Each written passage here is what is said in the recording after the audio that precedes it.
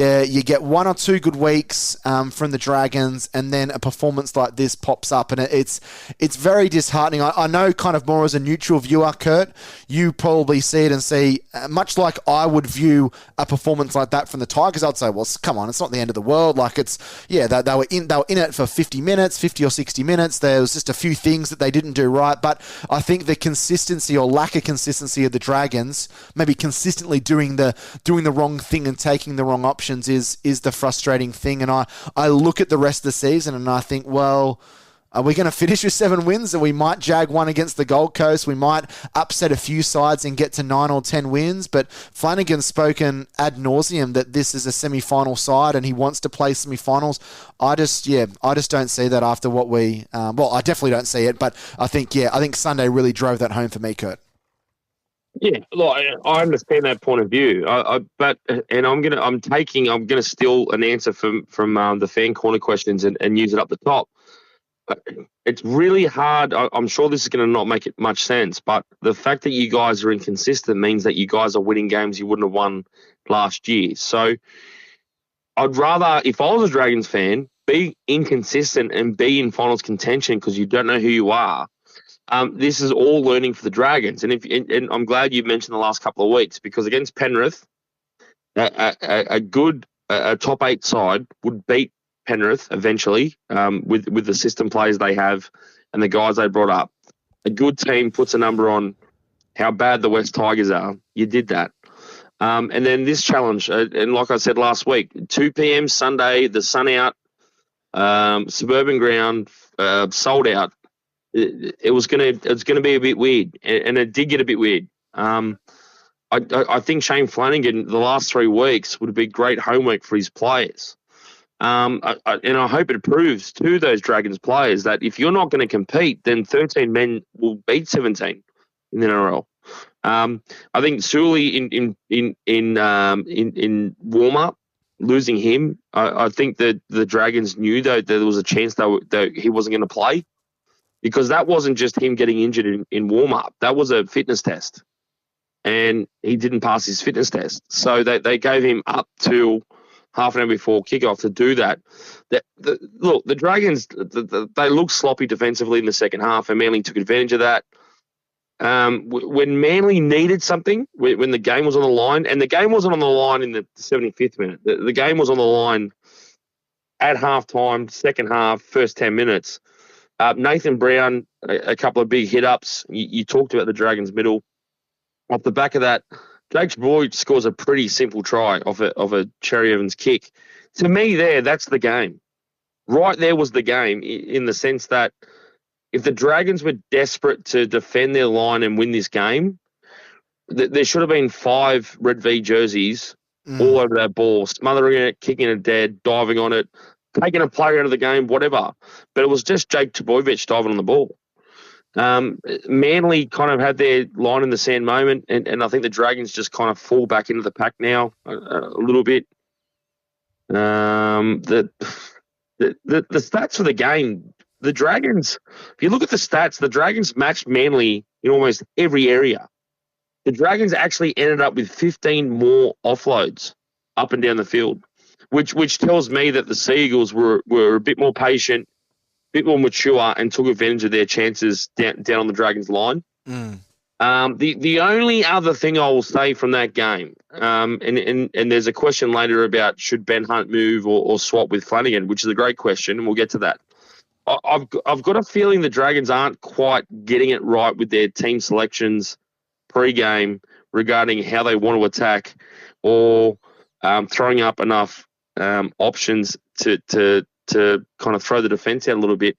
Before Sully went down in warm-up, they had Tuapolotu as 18th man. He's a winger. They bring him in to start, and then the next man up as 18th man is a prop, Michael Molo.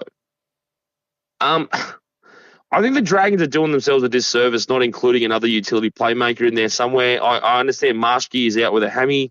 Bird has a knee problem, but I don't think I'd include him as a candidate for the role I'm talking about because I see him truly not as a centre, but as a middle, like a Victor Radley, which can cause some chaos in the middle.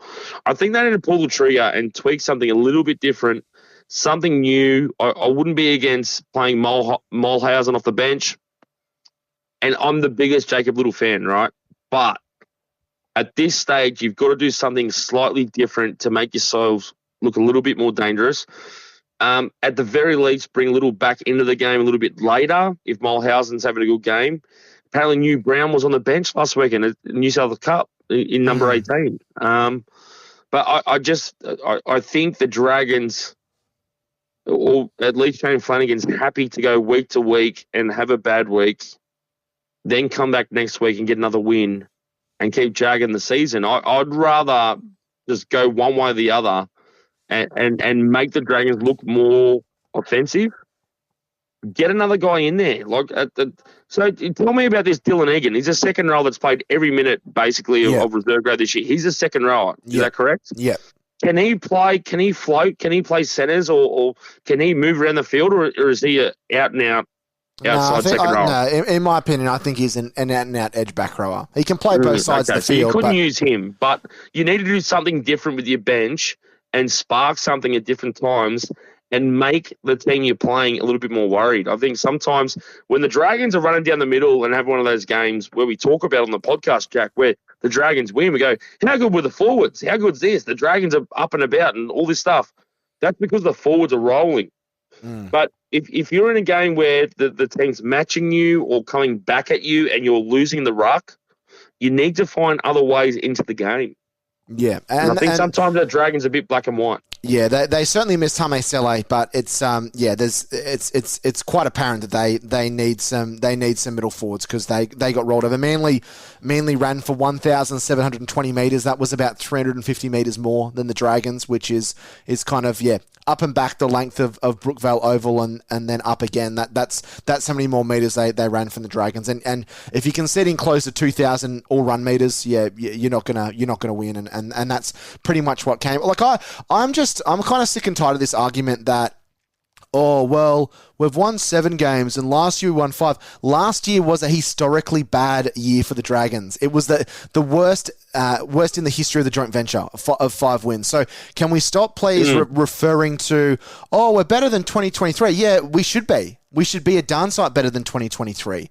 Like, I don't think the knives are out for sharpening for Flano. I think he's a good coach, and I think he's the reason that the side is playing better than they were last year, and I think they will improve under him. But we can't just sit idly by and be like, oh, let's be positive. Like the amount of some of the ridiculous comments that we've got in social media, people saying, oh, you're the most negative Red V podcast host ever. Well, there's a simple. You're the only Red V podcast host. Well, there's a simple resolution for that. If you think we're too negative, then unlike us and stop listening to the podcast. Like it's pretty bloody simple. Like I'm not gonna sit by and just take these little morale victories week in and week out. We've won the Dragons have won 32% of their games since we've started this podcast in 2020. So excuse me if I'm getting a little bit riled up with the inconsistency of the side and their ability to win big games, because that's what it was. That was a big game. It was a game that the Dragons were expected to win. It's a game that in the inner circle and inner sanctum of the Dragons, they would have been hoping and expecting to win. And we can't keep coming out with these excuses of oh, well, Sully got injured in the warm-up and, oh, well, we were missing Hame Sele and Jack Burt. No, because, look at Manly. Manly were devastated by injury. For a large portion of that game, they had no one on their bench, but they rolled up their sleeves. They got some elbow grease and they got the job done. The Dragons, they haven't worked out how to win when things are going against them, and that's the biggest thing, or the biggest obstacle that Shane Flanagan has to try and realize and has to try and get past. Because this squad isn't capable of playing semi-final football, so you've got to try and get players in there. And people kind of saying, we've improved from last year, this, that, and the other. If the Dragons had signed, and who knows what's going to happen with Damien Cook, but if the Dragons signed Damien Cook, if they'd signed Tommy Dearden, if they signed Adam Fanor-Blake, I don't think I would be as much worked up. But let's kind of paint a picture of the 2024 Dragons. They've won 7 games. Manly played arguably their worst game against us. Penrith were missing a large portion of their origin contingent.